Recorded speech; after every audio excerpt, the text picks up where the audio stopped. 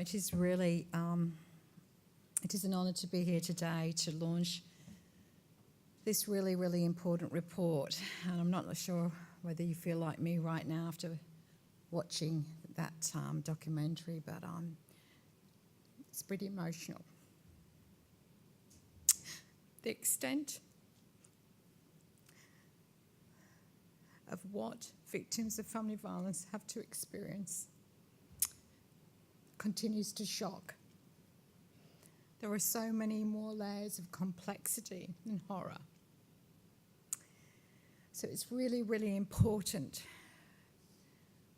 that these kind of reports are able to give substance and credibility and proof and evidence of what needs to change. And so much still needs to change. Not just for those who are victims of this violence, but also those who are perpetrators of the violence.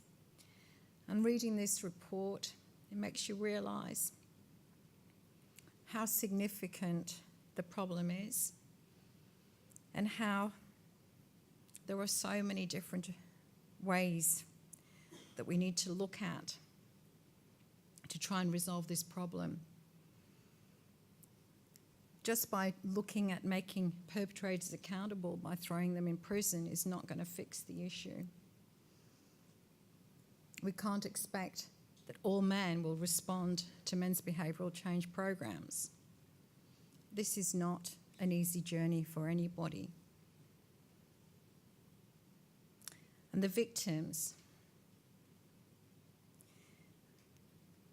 receiving blows to their heads, not even being aware of the injuries and the damage that have been done, managing the violence, getting up bravely every day,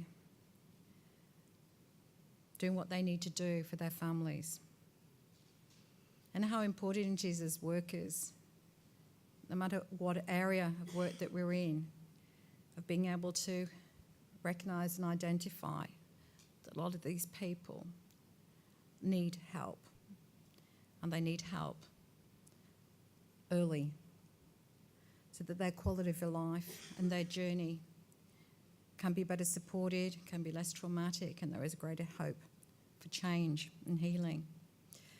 So thank you to everybody involved. I know many of the organisations that have contributed and the brave people that have been interviewed and been part of this. And I recognise some faces, I recognise you, Ange. It is such a confronting journey. And I reflect of the night that Luke was murdered. And I saw him lying there. And I didn't know that he was dead. And I thought in that moment, I'm going to have to deal with a little boy that will never be the same again. And I was too scared to go to the ambulance because I wasn't ready to have to face what it was going to be, that my journey was going to involve. And if Luke had lived, he would have had a significant brain injury because he was hit over the head with a cricket bat. The children and the vulnerability of those who are the most powerless. We must remember that the effects of childhood trauma and head injury will dictate the rest of their lives. Thank you.